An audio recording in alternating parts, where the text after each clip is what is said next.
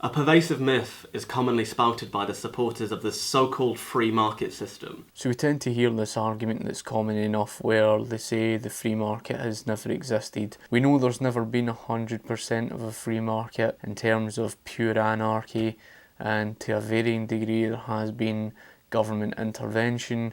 But with that being said, things are down to a question of scale. We could look at an economy. Some parts of the economy are freer than others, and again, we could look at the comparison between, say, for example, Hong Kong and Singapore. We wouldn't really say Hong Kong is really much the free market of what it was over a decade ago, prior to 1997. However, it is relatively free compared to that of other places in the world. You compare Hong Kong to Singapore, Hong Kong is freer than Singapore, and this is what we're talking about. It's down to a question of scale. The word free is not something fixated. One is freer than the other, and therefore it's down to a question of scale. That is, that it's the most efficient system. However, using a broader definition of efficiency, we can clearly see that throughout the world, capitalism is unable to house, feed, clothe, and provide livable wages to millions of people. His main argument is that capitalism is economically inefficient, and his answer or solution, shall I say, is economic central planning. With a rationally planned socialist economy.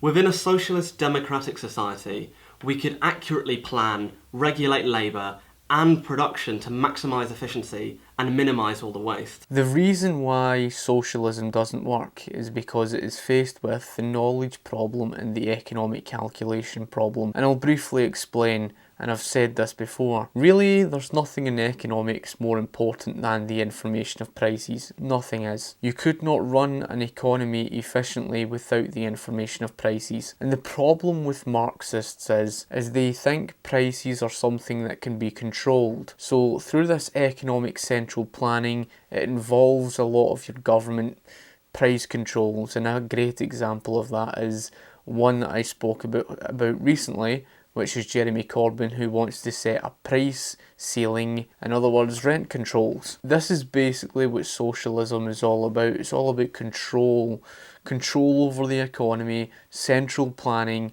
control over prices. Socialists don't understand prices. They think they are obstacles to getting the things that you want, and this is more or less what you get from someone such as that, who thinks that prices are just an obstacle to getting the things that they want. They don't understand what prices really are. The reason why prices are so valuable is because they are signals. Without the information of prices, you wouldn't be able to efficiently allocate scarce natural resources into commodities to provide for the market without causing waste. The two most important pieces of information that you gather from prices is profits and losses, and your profits will tell you basically how much to produce, what to produce more of, where to allocate valuable scarce resources, and of course what to invest more in.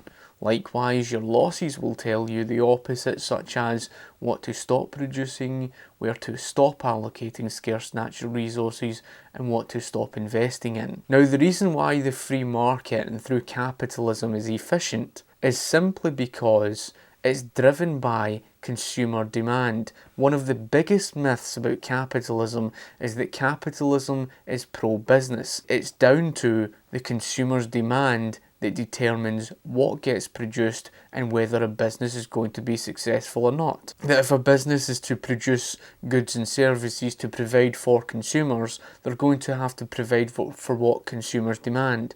There's fierce competition in a free market, and therefore, in order for a business to maintain his reputation, they're going to have to provide for their consumers. It's not really down to them that sets the price, it's down to whether the consumer is going to buy it at that price. So in other words, price is determined by is what consumers are willing to pay for it. You could set your price to say £2,000. That's not to say the consumer is going to value that product for that price. The real value is what you're going to sell your product for, what consumers are willing to pay for it, and therefore it's consumers' demand that more or less determines what price is going to be. in a free market, that is. It's the consumer that's determining what is going to get produced more of. So when you talk about businesses' profits and losses, what's that telling the business? When consumers walk into stores and they freely buy goods and services, this is telling the business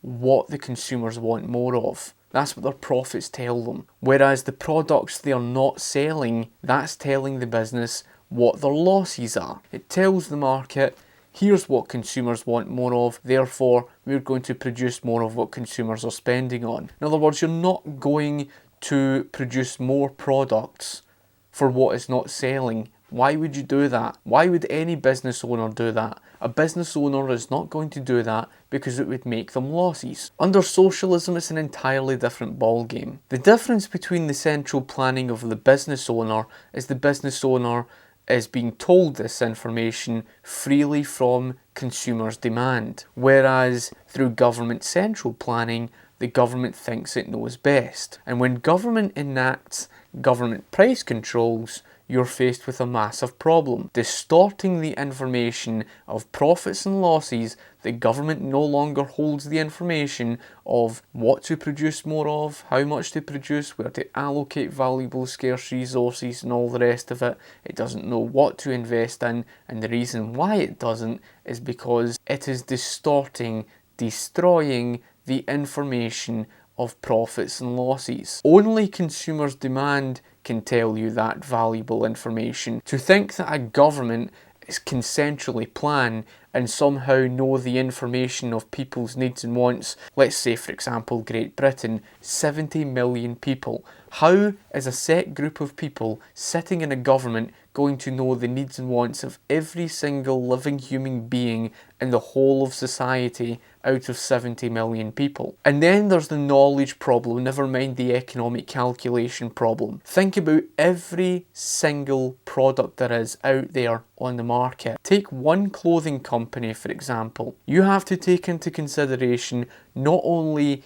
each and every single brand there is of clothing, of each and every single brand there is different colours, different styles, and therefore the government has to take in all of that information, how much to produce of each and every single style, never mind to calculate each and every single colour, of how much to produce of each, and of course each and every single brand. Because in order for the government to calculate all of that information for a population of 70 million people, and this is just one shop we're talking about, this isn't even talking about every single store out there, every single profession, it is impossible. The government could not know every single product out there on the market. In fact, it would take light years for superhuman computers to do so, so the fact that they think government central planners can somehow know all of this information is just completely irrational. The beauty of the free market is that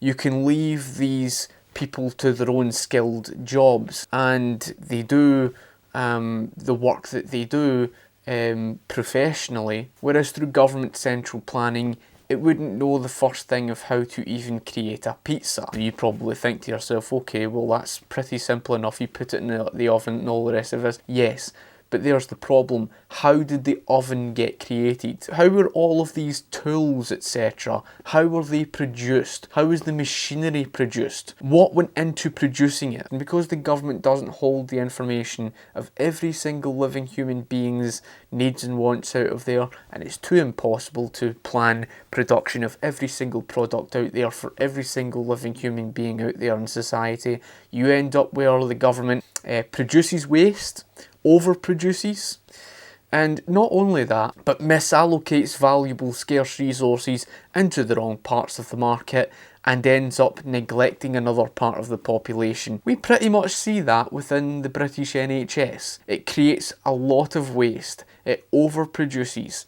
it misallocates into the wrong parts of the market, and even creates a massive big long waiting list. Now that's because of a price ceiling, as well of course the neglect they're faced with because of the misallocation of valuable scarce resources. That's caused by the lack of information of prices. Again, prices are signals. No information in the study of economics is of greater importance than the information of prices.